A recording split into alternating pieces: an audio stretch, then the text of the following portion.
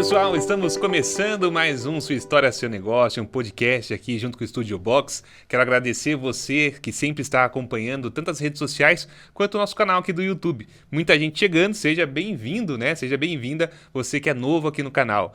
E hoje, gente, quero conversar com você de uma maneira um pouco diferente. Eu quero pedir para você prestar muita atenção na entrevista de hoje, porque eu tenho certeza absoluta que você vai aprender muito, assim como eu aprendo com essa pessoa, assim como muitas pessoas também que estão no nosso meio aprendem, porque é uma pessoa que realmente transborda aí tudo que aprendeu durante a vida. Estou aqui recebendo hoje no podcast Cristiano Tamura, ou Doutor Cristiano, né? Ou Cris, né? Ou Cris, né? Eu já chamo de Cris. É melhor, eu me sinto mais à vontade, entre amigos pode chamar de Cris mesmo.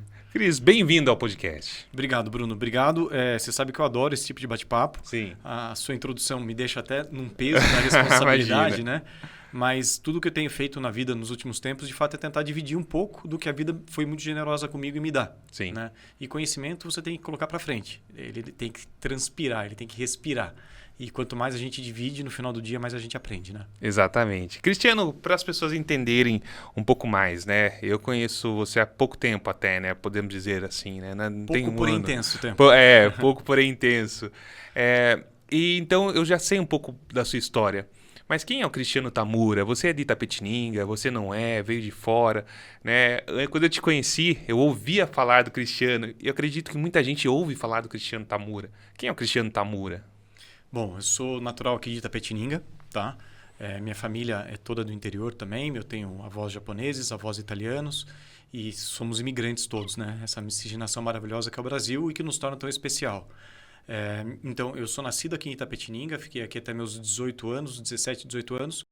Tive a possibilidade, a felicidade de poder ir para fora. Fui para São Paulo estudar. Fiz cursinho, cursei faculdade de Direito lá na PUC São Paulo. Foi um divisor de águas na minha vida. Até porque a PUC não é só uma boa faculdade, mas ela é uma universidade. E nesse momento de você estar no ambiente de uma universidade, você vive com diversos tipos de pensamentos e pessoas diferentes.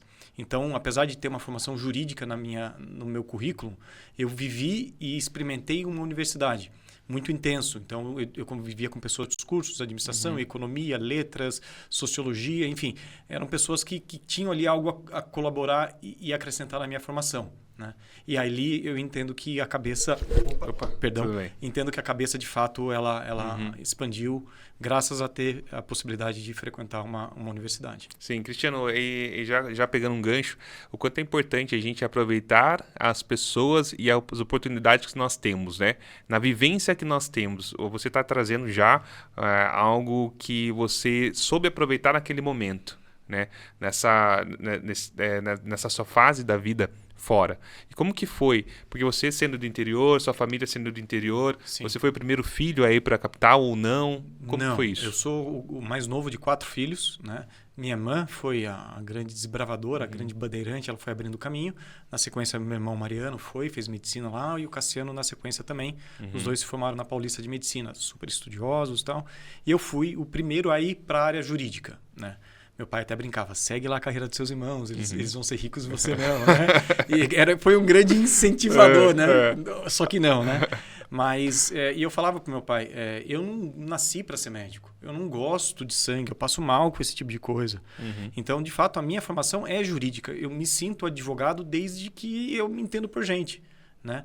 Então, o direito me escolheu, e não o direito para a carreira jurídica, eu nasci para ser advogado. É muito louco isso, Bruno, porque desde pequeno, quando eu via uma questão que eu não entendia como justa, eu me colocava à frente para tentar trazer um debate, trazer um entendimento, para tentar ter uma composição, um equilíbrio, que é o papel do advogado. O advogado não é um bom brigador, o advogado é o cara que tenta achar a solução. De vez em quando, a briga é o caminho para a solução, mas muitas vezes não. E quem me conhece, quem trabalha comigo, quem convive comigo, sabe que eu tenho esse perfil.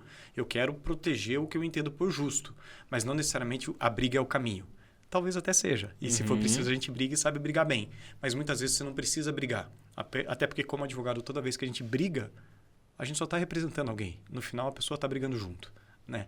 Então, a gente também tem que respeitar o humano que está do outro lado, e se a gente consegue resolver um problema sem esse litígio, melhor. Né? Então, o direito me escolheu desde sempre. Eu fui para São Paulo Cursei a PUC, né, que é uma universidade que para mim fez toda a diferença na minha vida. E hoje eu fui para Sorocaba participar de uma mentoria e no caminho, Bruno, eu vim pensando, nossa, eu vou falar sobre a minha trajetória pessoal e profissional. Mas o que falar, né? E assim, porque eu hoje estou aqui em Itapê, eu sou tributarista, eu trabalho também com consultoria contábil, eu tenho uma visão um pouco diferente do que o advogado tradicional tem. Porque no terceiro ano de faculdade eu tive uma oportunidade na minha vida, que foi um convite para eu trabalhar num escritório lá de São Paulo, chamado Lacaz Martins, que é super renomado no direito tributário. Ricardo Lacaz Martins, Luiz Eduardo Chueire, são assim, tributaristas espetaculares, e eu tive essa oportunidade. Então, dessa oportunidade, foi o que você falou, eu consegui transformar a minha vida. E aí, eu acho que talvez fique a primeira grande dica para quem vai nos ouvir. Muitas vezes a gente tem oportunidades, mas a gente não leva tão a sério essas oportunidades. E a gente não sabe aonde essa oportunidade vai nos levar. Pode ser que a gente tenha uma oportunidade, viva aquilo, não dê certo e descarte, e está tudo bem. Mas o que a gente não pode, na minha humilde opinião, fazer é ter oportunidades e não ir até o fim, e não experimentar, não tentar genuinamente fazer a coisa dar certo. E eu não imaginava que eu ia virar tributarista. Na época que eu fui fazer esse estágio, Bruno, meu estágio anterior foi com Luiz Flávio Gomes. Esse cara, no direito criminal, e muitas pessoas que estão me ouvindo conhecem, foi um ícone também. Só que a primeira vez que eu vi um processo criminal foi do jornalista Pimenta Neves, que matou a namorada em Ibiúna. Eu vi a foto. Eu falei, caramba. Era um caso midiático. Eu ia para o fórum estagiário. Imagina que engraçado. Terceiro início indo para o fórum e querendo jornalistas, entrevistas. Eu fazia, não posso falar. Enfim, era legal. Mas a hora que eu vi a matéria criminal, eu falei, isso não é para mim. E daí eu falei, mas era porque eu imaginava que eu ia gostar. E de repente surgiu a oportunidade de trabalhar com direito tributário. E dessa oportunidade mudou minha vida. De um pequeno convite que o Pablo, que é meu padrinho de casamento, Pablo Queiroz, estudou comigo, amigo baiano meu. Ele falou, Cris, abriu uma oportunidade de estágio aqui. Quer tentar? Eu falei, que área? Ele, direito tributário. Eu pensei, tributarista ganha dinheiro, né? Primeira coisa, né? Primeiro de consolação para quem estava frustrado com o penal.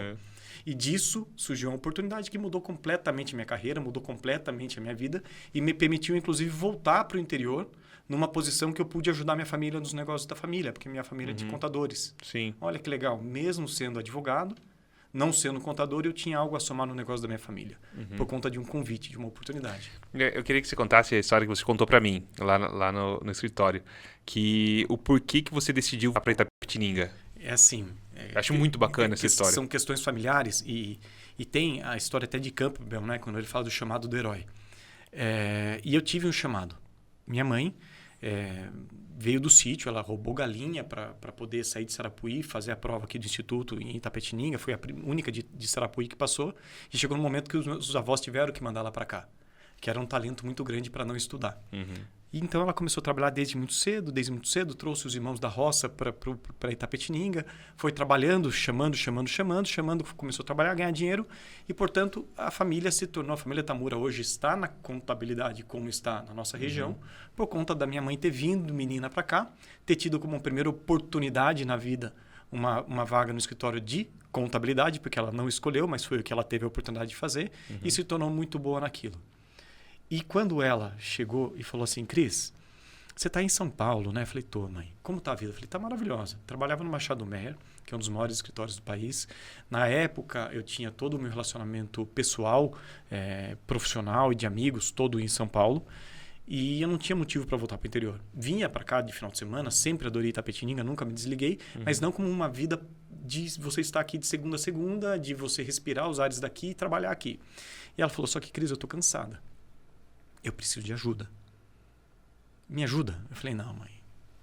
Se eu te ajudar agora, eu estou abdicando de tudo que eu construí nesses últimos 10 anos aqui em São Paulo. Não tem sentido para mim. E daí ela voltou, alguns meses depois. Cris, eu preciso da sua ajuda.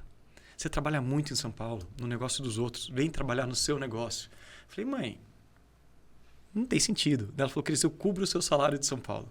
Eu ganhava muito bem na época, graças a Deus. Eu falei, mãe, é o seguinte. Aqui eu estou brigando no Machado Meyer por uma sociedade. Não para ser empregado mais. Eu quero empreender dentro de corporações, a gente já conversou até sobre isso algumas vezes. Então, se um dia, de fato, você quiser que eu volte, faça uma proposta de sociedade. Porque na minha fase da carreira eu já não estou mais brigando por ser elitista. Eu quero ir para um passo além, eu quero empreender, eu quero tentar ser dono de algo. Por mais que você fale que não vai ser aqui, eu quero. Né? Daí deu lá 2, 3 meses, ela fez uma propostinha, né? Minha mãe, matemática, técnica, né? Colocou, Cris, então o escritório fatura tanto, eu te ofereço tantos por cento de sociedade se você voltar. E nessa semana que ela fez a proposta, que foi pesado para mim, porque eu entendi que não era um papo assim de uma mãe que queria um filho perto, que de fato era um pedido de socorro. Porque enquanto eu estava achando que era um mimo, algo que era meio superficial, eu também não estava levando tão a sério. Quando ela fez isso, eu entendi a seriedade do pedido de ajuda. Na semana que ela faz esse pedido, um advogado sócio do Machado Meyer, onde trabalhava, a gente tinha uma reunião, não lembro se era no JP Morgan, Merrill Lynch, enfim, num grande banco, de um caso que eu tinha estudado a fundo. E ele era o sócio da época e a gente sempre atendia em dupla ou trio. Tá? E nasceu a filha dele na manhã daquele dia, no Hospital São Luís de São Paulo. E eu mandei, na época ainda não era WhatsApp, era BlackBerry, né? Mandei um BlackBerry para ele, falei, parabéns, tal, mais tarde a gente passa a dar um abraço em vocês. Deixa a reunião que eu toco. E não teria nenhum prejuízo ao cliente, porque de fato quem tinha estudado tinha sido eu o caso. Só que pouco antes de eu sair para a reunião, ele chega, esbaforido. Eu falei, Celso, você tá louco, cara? Vai ficar com a tua filha, vai ficar com a tua mulher, puta momento ímpar da tua vida. O que você está fazendo aqui, né? Ele falou, não, Cristiano, eu sei que você está me achando responsável pra caramba, mas entenda. Lá eu estava sobrando, tá super bem acompanhado, e de fato estava, ele não foi super irresponsável. Mas o fato não é que ele foi irresponsável, não, mas era o fato que não era para ele estar ali naquele momento no escritório. Era para ele curtir o momento ímpar da vida, que é ser pai. Você é pai, eu sou pai, a gente sabe hoje em dia o quanto isso é maravilhoso, né? E passa. Se você não curte, passa. E no final a gente foi para a reunião. Uma semana depois eu pedi demissão. E quando eu pedi demissão para ele, eu contei mais ou menos essa história com você, que minha mãe chamou. E ele falou, eu sou um dos culpados de você sair, né? Eu falei, não me entenda como culpado. Mas era um dos fatores que de fato me empurrou para o chamado familiar. Para eu poder voltar para cá. E de fato, quando eu voltei foi uma loucura, porque Itapetininga não era a cidade que é hoje. Eu sempre falava abertamente, publicamente, inclusive, que a gente tinha uma síndrome muito grande do vira-lata, da gente não se achar uma cidade merecedora de riqueza, uma cidade merecedora de desenvolvimento, e de alguma forma, estando aqui, batendo nessa tecla e até trazendo o desenvolvimento para cá, trazendo movimentos empresariais, trazendo cultura, trazendo networking, a gente conseguiu, minimamente, como iniciativa privada, impactar a sociedade positivamente. E, obviamente, que todo mundo que faz um movimento dessa natureza, em algum momento, também é beneficiado. Essa que eu acho que é a beleza do capitalismo se ele não for selvagem. Sim. Né? Você pode empreender, você pode trazer cultura, você pode trazer educação e você pode se dar bem nisso também. Né? A gente não está aqui para ser bom samaritano. Eu, pelo menos, não estou. Eu sou capitalista, eu sou trabalhador, me dedico para caramba, estudo para caramba e entendo que eu mereço. E é isso que a gente precisa ter como empreendedor, como empresário. O entendimento e a visão de que você merece algo. Só que você não merece se você também não percorrer seu caminho, né, Bruno? E a gente já conversou sobre isso. Sim. Esse caminho ele é difícil. Mas é um caminho de muito prazer se você souber curtir as pequenas vitórias, né? E nesse momento eu vejo que, apesar de no começo ter sido muito difícil o retorno para o interior, porque a gente vivia numa outra realidade, hoje Itapetininga é uma cidade muito completa, na minha opinião. Maravilhosa, né? Você tem muito atrativo, tem cultura, tem lazer, tem opção gastronômica, tem opção de trabalho, enfim, tem empresas que estão vindo. Só que se a gente não tivesse vindo lá atrás, naquele momento, 14 anos atrás, plantado a semente, talvez a gente não estivesse colhendo os frutos de hoje. Então, por isso que hoje eu não iria embora daqui de forma alguma. Sou muito feliz com a opção e que deu certo. Só que atrás disso tem muito trabalho, tem muita noite mal dormida, tem muito estudo, tem muito acerto, tem muito erro, tem muita tentativa. E tem uma coisa que eu acho que é incrível que o empresário tem que ter. Constância. Constância. Bruno, se a gente quiser fazer um exercício físico bem feito, cara, treine. Treine. Treine. Né? É o Cristiano Ronaldo versus Messi. Messi é um ET que nasceu com dom ímpar. O Cristiano Ronaldo é um cara que nasceu não tão talentoso, mas se dedicou. Eu me identifico muito mais com o Cristiano Ronaldo não só pelo nome, mas justamente por isso, né? Tentar, entregar, fazer e não esmorecer. Tem hora que cansa. Mas se você for curtindo os pouquinhos, Bruno, é uma delícia, cara. Aí passa. Cris, você falou, eu gosto muito dessa história que eu pedi para você contar, porque eu gosto muito desse âmbito familiar e o quanto a gente não precisa se abdicar da nossa família ou das coisas que a gente gosta para a gente ter uma empresa de sucesso ou para nós sermos pessoas de sucesso. Pelo contrário, isso faz parte. Né? Sim. E hoje você é casado com a Fernanda, né? Tem a Liz, é sócia, né? A Fernanda que é sócia também. E você encontrou esse meio termo na sua vida também. Você voltou pelo fato, claro, que sua mãe, a sociedade, você viu a correria que estava em São Paulo, que é em São Paulo, né? Que as pessoas são em São Paulo. E aqui no interior você conseguia ver uma vida mais familiar. Sim. E você almejou isso, você conquistou isso hoje. Como que você conseguiria definir hoje a sua vida familiar e a sua vida profissional? Olha, a vida familiar e profissional, eu entendo que como nós somos um ser único, elas precisam estar em perfeito equilíbrio, né? Nem sempre isso é possível. Tem hora que E o duro é isso. Minha filha, inclusive, a gente tem altos papos, né? Ela tem apenas 6 anos. Uma advogada mirim, né? E ela é, né? E ela fala, papai, mas e se não encontrar um trabalho que eu goste tanto quanto você gosta do seu? Porque eu sempre faço questão de mostrar para todo mundo que está comigo que até minha mãe muitas vezes fala, poxa, você precisa trabalhar menos. Fala, mãe, mas não é que eu trabalho por um sacrifício, eu trabalho por amor ao que eu faço. Então, estar no trabalho não é nenhum sacrifício. A última coisa que eu quero que qualquer pessoa sinta de mim, ou da Fernanda, ou de quem está com a gente, é pena. Porque a gente faz aquilo com um baita de um... Pode falar palavrão? Não? Pode. Um baita de um prazer. Pode. Um baita de um prazer. Porque, de fato, é muito bom. Agora, tem hora que daí você precisa tirar um pouco o pé do acelerador para você poder deixar a questão familiar andar muito forte também. Porque qual que é o meu grande ponto? Né? A carreira, principalmente a jurídica, eu vejo como uma carreira de longo prazo. Semana passada eu fiz uma reunião com um cara da indústria de beleza. Ele falou, doutor, você tem que pintar esse cabelo. Eu falei, não tenho. É agora que eu estou começando a ganhar um dinheirinho. Deixa esse cabelo branco. Esse cabelo branco significa que meus honorários estão crescendo. E é brincadeira, obviamente. Mas a carreira jurídica é uma carreira muito longa e que você vai fazer grana mais velho. Salvo raras exceções de alguém que acertou muito na mosca logo no começo, é uma carreira que você constrói reputação, que você acumula conhecimento, que você acumula bagagem e lá na frente você vai ser premiado com dinheiro. Então, olha que loucura. A carreira jurídica é uma carreira ascendente, na minha opinião, que toma tempo. Por outro lado, isso aqui é muito longo. Agora, esse hiato, esse pedacinho de tempo com a família é muito curto. Então, você não pode fazer essa carreira que te demanda tempo também prejudicar isso, porque isso aqui passa muito rápido. Essa é a grande sabedoria. O quanto você não pode deixar de ser constante e entregar profissionalmente, mas o quanto essa entrega pesada e constante não pode atrapalhar esse momento que ele é muito bonito e passa. Né? Eu estava pensando, poxa vida, daqui a pouco minha filha cresce, daqui a pouco ela não vai mais me querer por perto. Então eu tenho que viver isso. Né? Agora essa é a grande dificuldade. Como você equilibrar esse momento profissional que ele tem que ser vivido e tem que ser plantado. Senão não vai dar resultado. Não vai, cara. Não adianta, mas eu sou bom, eu comunico bem. Cara, tanto faz. Se você não entregar constantemente, as pessoas vão te largar na mão.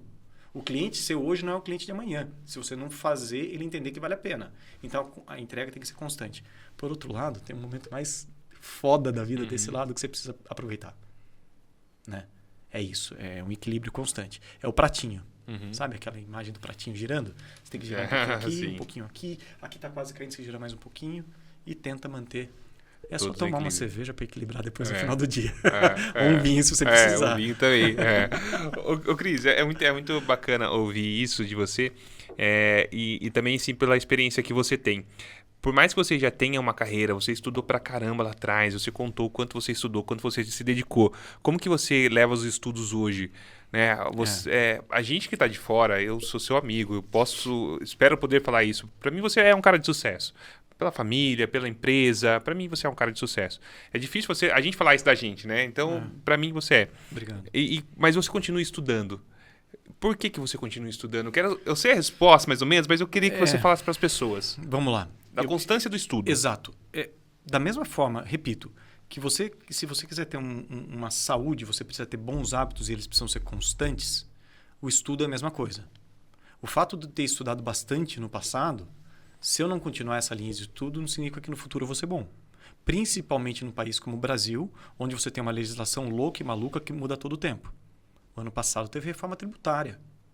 Eu sou tributarista. Dá vontade de chorar, Bruno. Tem que estudar tudo de novo. Estudar tudo de novo. E se eu não estudar, ao longo do tempo, eu vou perder o status profissional que eu consegui.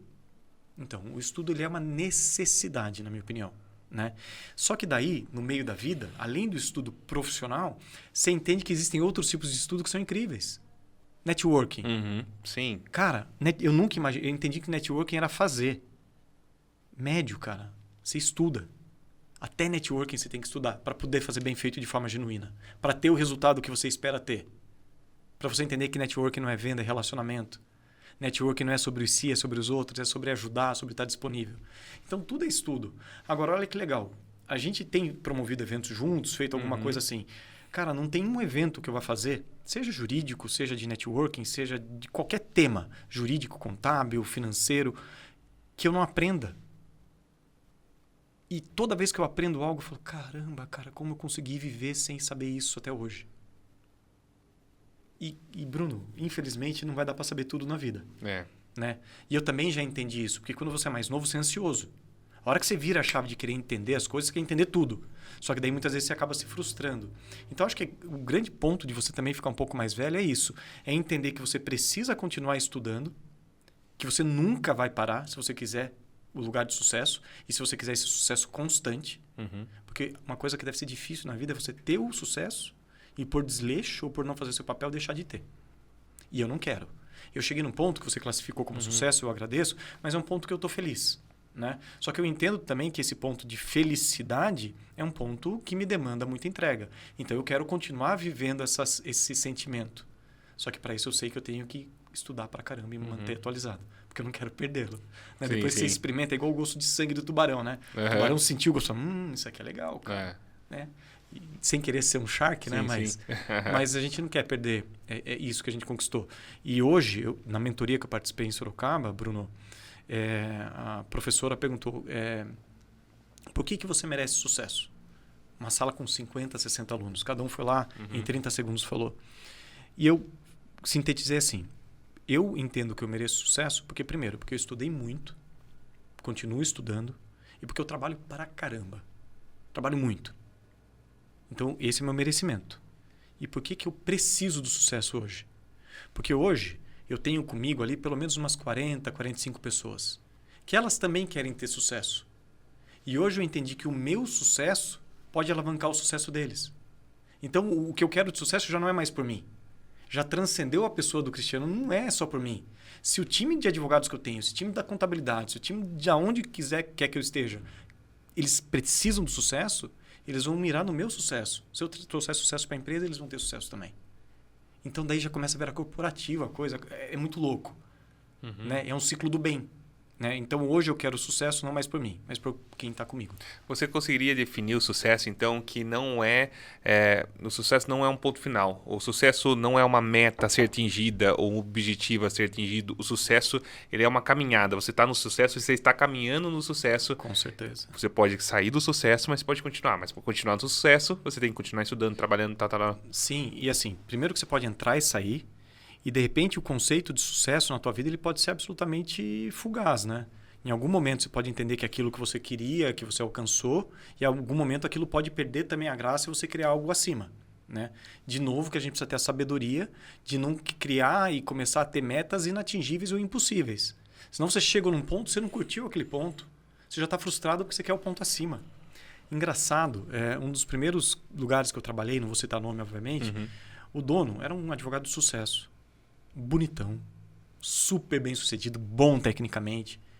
E a gente ouvia falar que ele era meio frustrado, porque o meio social que ele vivia era de pessoas que eram muito mais ricas que ele e ele já era rico pra caramba. Então eu falava, caramba, o cara não tá curtindo. Porque se eu estivesse onde ele está, possivelmente eu iria estar bastante satisfeito e curtindo aquele momento. Então eu tinha até em algum momento, não pena, mas eu falava, poxa, que triste ele não entender que o que ele está vivendo na vida é incrível. E ficar frustrado porque ele está vivendo num outro meio, que aquilo que ele tem é um sucesso, entre aspas, mas ele não está sabendo enxergar aquilo como sucesso. Então, ele pode sair da sua mão, sim, sem dúvida. E se você não for inteligente, você nunca vai se sentir um cara bem-sucedido. Ô, Cris, se você pensasse assim na sua vida há 20, 25 anos atrás, você faria alguma coisa diferente? 20, 25 anos atrás, primeiro que eu tinha medo pra caramba. Medo pra caramba. Apesar de ter muito mais energia para produzir, eu não sabia para onde ir. Né? Então, você parece um cachorro louco, né? Onde falar que vai, você sai correndo, né? Legal. Porque você é muito jovem, você tem muita energia, tem muita vontade, mas você não tem sabedoria, né? E assim, certamente eu teria feito algumas escolhas diferentes, né? Mas que não me levassem para um lugar diferente de onde eu estou hoje. Eu teria estudado um pouco mais, inclusive idiomas. Sim. Eu acho que eu tenho uma certa fluência, mas gostaria de falar ainda melhor, mais de 1, 2, 3 idiomas, que eu acho lindo, acho incrível. Toda vez que eu tenho a oportunidade de viajar e consigo me comunicar minimamente, eu já acho incrível. Então, teria estudado mais idiomas para saber falar com mais pessoas e aprender mais com eles também. Talvez tivesse feito um mestrado que eu fui convidado a fazer na época, que tinha todo sentido fazer, mas eu não optei por não fazer. E hoje não cabe um mestrado na minha vida. Né? Fiz 3 pós-graduações, mas mestrado não fiz. Então são pequenas escolhas que eu acho que eu poderia ter feito diferente, mas não para deixar de estar aqui sentado batendo papo com você hoje. Mas que eu queria ter feito para talvez ter me tornado ainda mais capaz, ainda melhor, entendeu? Sim. Mas, enfim, são escolhas do momento, né? Essa energia que acredito que muito empreendedor tem, se não todos, né? Para não generalizar. Mas é uma energia que a gente tem, principalmente no início da carreira, né? Sim. Ou quando a gente monta um negócio, a gente quer fazer de qualquer forma, né? A gente acha que a gente é super-herói. Em pessoas que são mais tranquilas, isso acontece um pouco na juventude, né? Que acha que pode tudo. Em pessoas que têm esse espírito empreendedor, isso acontece dentro do empreendedorismo a qualquer momento da vida. Exato. Talvez até mais de uma vez, né? Até mais de uma vez, exatamente. Como que seria uma maneira para canalizar isso, toda essa energia? Como que você poderia dar uma dica sobre isso? Primeiro, hoje, eu não sou só advogado, eu não sou só contabilista, eu sou empreendedor também. Sim. Né? Já tive algumas empresas, Sim. né? Alguns cases de sucesso, outros nem tanto, não fluíram como eu imaginava. Mas, primeira coisa, fazer bem feito aquilo que você se colocou naquele momento. Né? O famoso estar presente no momento presente e fazer bem feito aquilo.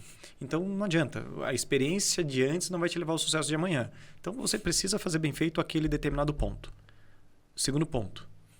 Estar presente é o primeiro. Segundo ponto, se cercar de boas pessoas. Você precisa de um bom contador, você precisa de um bom advogado, você precisa de um bom consultor financeiro, você precisa de um bom gestor, você precisa de um bom gerente, enfim. Não adianta você achar que no empreendedorismo você vai fazer sozinho. A não ser que seu negócio seja personalíssimo. Aí tudo bem. Eu sou médico cirurgião. Eu tenho lá uma equipe que eu contrato, mas no final do dia quem vai fazer a cirurgia sou eu e acabou. Ponto. Vai lá, fez, acabou. Tá? E daí o anestesista é de fora, não sei quem é de fora, e você fez seu papel e brilhou. Mas se você vai empreender como a gente empreende, cara, você precisa ter time. Tem um bom comercial, um bom financeiro, um bom marketing. E hoje em dia, com a concorrência do jeito que anda, com a internet expondo todos, a gente precisa mais ainda estar cercado de bons profissionais. Senão não dá, Bruno. Sim. Não dá. Até dá se você quiser um negócio pequeno que comece em si e acabe em si. Tudo bem. Não está errado. Se aquilo se te satisfaz, se aquilo é a tua visão de sucesso, cara, vai e seja feliz.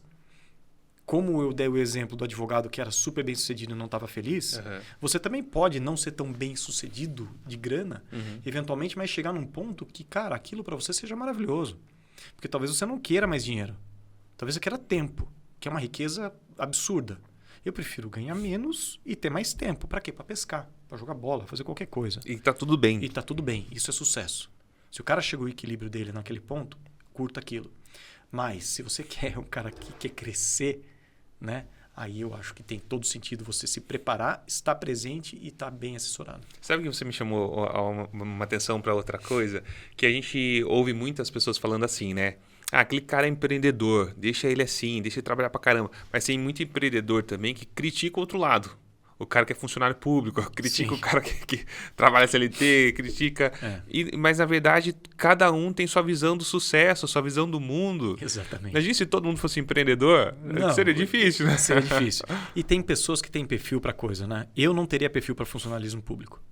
Sim, eu também, infelizmente, não, porque Cara, não tenho perfil. A gente é acelerado, a gente se conhece. Imagina a gente tomando uma decisão numa repartição pública e não poder executar. Ah, não. Ou porque não tem orçamento, ou porque não tem autorização. Ou porque falta 10 minutos para ir embora.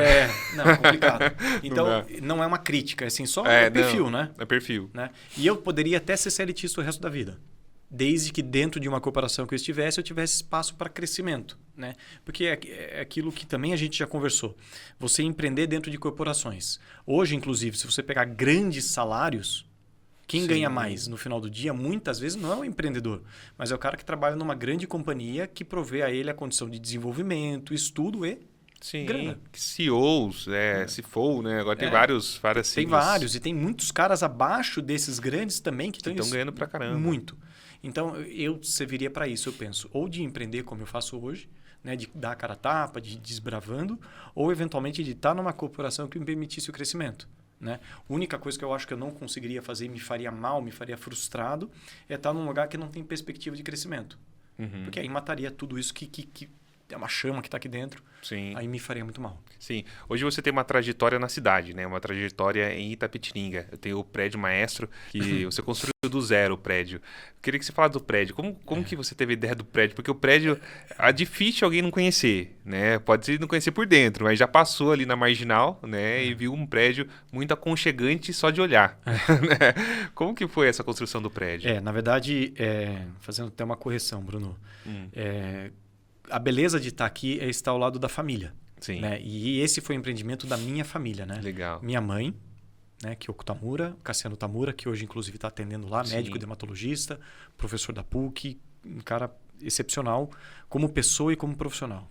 Então a gente entendeu que teria sentido a gente juntar um esforço financeiro, e foi longos anos, né? Para a gente colocar aquilo em pé, para a gente ter um espaço nosso. Primeiro, um espaço de convivência. Porque tanto eu como o Cassiano, a gente trilhou a nossa vida acadêmica e profissional em São Paulo. Em algum momento a gente atendeu o chamado familiar e voltou. Legal. E estando junto aqui, teria sentido então a gente estar junto até no trabalho. Né? Óbvio que cada um no seu departamento, cada um no seu andar, mas juntos. Ontem mesmo, no final do dia, o Cassiano passou lá às 7 da noite no meu andar. Falei, ei Cris, vamos tomar cerveja? Falei, vamos, né? 7 horas. Tomei uma latinha com ele.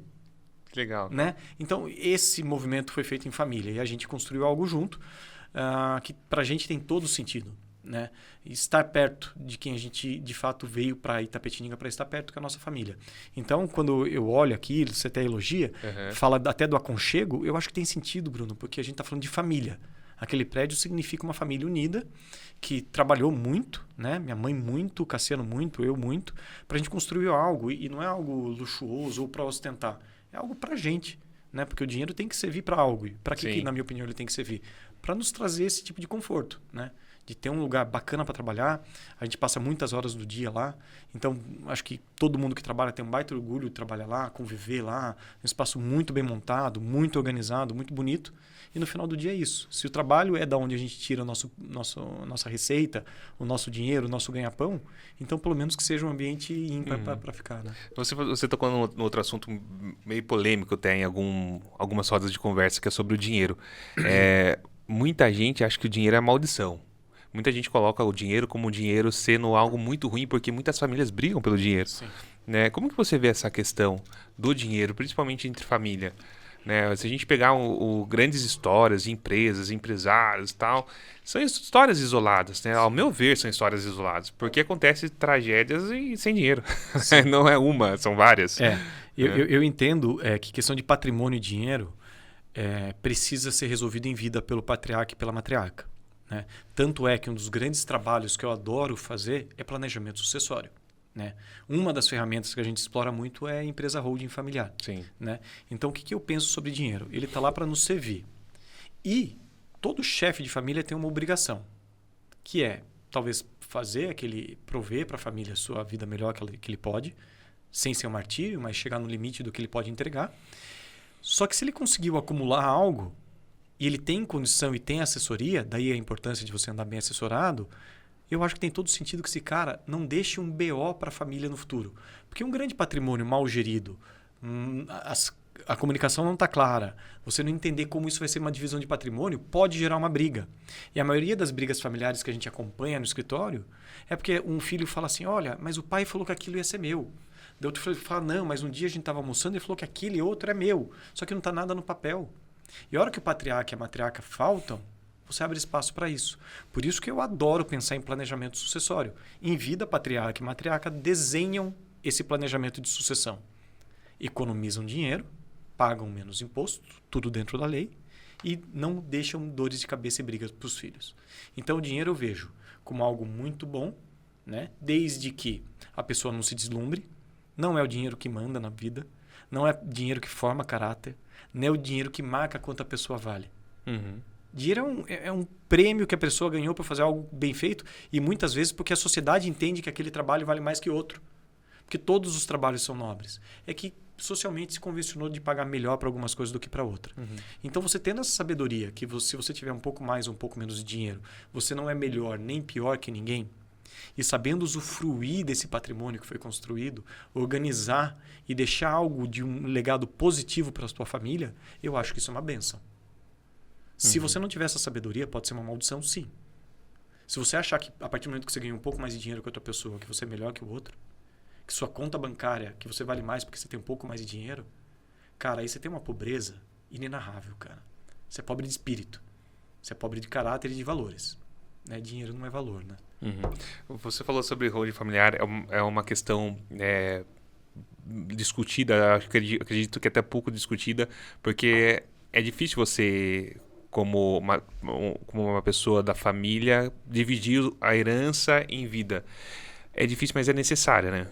E hoje em dia se fala muito disso, sobre a holding familiar. Sim. É muito necessário para que não haja essas dores de cabeça. Né? Mas existe um ponto, até a pessoa ir atrás desse assunto, né, Cristiano? Como que é essa barreira para as pessoas procurarem isso, para quebrar essa barreira? Olha, que engraçado. Tem muita coisa que eu critico em rede social. Muita. Meu celular está aqui ao lado, a gente falou holding algumas vezes. Eu tenho certeza que eu quero abrir meu Instagram, vai estar lá 4, 5, 6 advogados vendendo isso como se estivesse vendendo fralda. Sim. Né? E o que eu discordo? Mas enfim, quem sou eu na fila do pão para mudar alguma coisa? Essa é a realidade do mundo, é assim que o mundo funciona. Mas a partir do momento que essas pessoas estão fazendo marketing agressivo em redes sociais e internet, o tema pelo menos está se popularizando. Então, de algo ruim, na minha opinião, de concepção de marketing jurídico, pelo menos traz a conscientização social. E a partir do momento que a pessoa ouve, ela abre a cabeça. E muitas pessoas nos procuram no escritório hoje, mas muitas, Bruno. Você não tem ideia o volume de pessoas que nos procuram para isso. Porque fala, cara, eu ouvi falar na internet sobre isso. É tudo aquilo mesmo? Funciona mesmo? É dentro da lei? Então, pelo menos, o tema está se tornando um pouco mais popular por conta desse modo, não sei se bonito ou feio, de propagação dessa informação. Mas isso, no final do dia, acaba sendo um favor social. Certo ou errado, bonito ou feio, o tema está sendo falado. E a partir do momento que está falado, quebra o paradigma, quebra o gelo, e a pessoa nos procura para daí sim entender se para ele tem sentido aquilo. Porque, Bruno, eu te garanto, não existe nada na vida, por melhor que seja, que funcione e seja bom para todo mundo. Holding é bom? É bom pra caramba. Holding funciona? Funciona. Traz benefícios? Traz. Tem sentido hoje para você e sua família? Não sei, cara.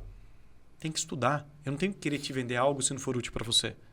Então, essa é a análise pessoal. Eu brinco que holding é uma roupa de alfaiataria. Se tiver sentido, ela vai ter que ser sob sua medida, sob sua história e para a tua família. Aí sim eu te entrego algo que tenha sentido e relevância para você. Do contrário, se você quiser pegar um produto de prateleira e falar, tá aqui a holding, esquece. Vai dar errado, não vai funcionar. E daí todo o investimento de tempo, expectativa e dor de cabeça que você teve, vai por água abaixo. E eu perguntei isso e eu gostei muito da resposta, porque a gente pode usar a mesma metodologia para qualquer negócio. A gente começou fora do ar falando sobre ser genuíno. Isso é ser genuíno. Né? Eu quero saber se o meu produto realmente serve para você.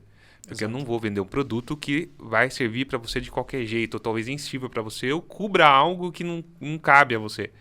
Então, para o empreendedorismo, essa genuinidade, uma palavra que você gosta bastante, e eu adotei, né, essa palavra, no empreendedorismo, isso tem que ser cotidiano, tem que ser diário. Por isso que a gente precisa entender quem é o nosso cliente para poder oferecer algo para ele. E é isso que você faz hoje. O que eu penso, eu brinco, né? Do bicho-homem. O bicho-homem é aquele cara que chega num ambiente, lá tem água limpa, tem frutas, tem animais, ele vai lá e devasta tudo, esgota aquele lugar. E sai e vai para outro. Esgota e vai abandonando e deixando rastro de distribuição. Aí eu pergunto para o empreendedor quem ele quer ser. Se ele quer ser o bicho-homem que vai destruindo os ambientes por onde ele passa e não volta. Não vai ter recorrência, não vai vender de novo, porque ele está deixando um rastro ruim na venda. Ou se ele prefere ser aquele cara que cultiva, o agricultor que vai cultivando e semeando. Porque a partir do momento que você vende algo que funciona, que é genuíno e verdadeiro, Bruno, as pessoas vão te indicar. Se você vende a sua solução de comunicação em LED e funciona, está cada vez maior, em cada vez mais lugares, aquilo vai dar resultado. Agora, se você quiser vender por vender só para aumentar o seu ticket, cara, talvez você vá fazer igual o bicho-homem faz, que é ir deixando um rastro ruim por onde você passa. Então, eu acho que é isso que a gente precisa pensar, e assim, principalmente em cidades de médio porte, como Itapetininga é hoje. Você não tem um mercado infinito de trabalho. O mercado é finito. Ele está crescendo, está expandindo, graças a Deus.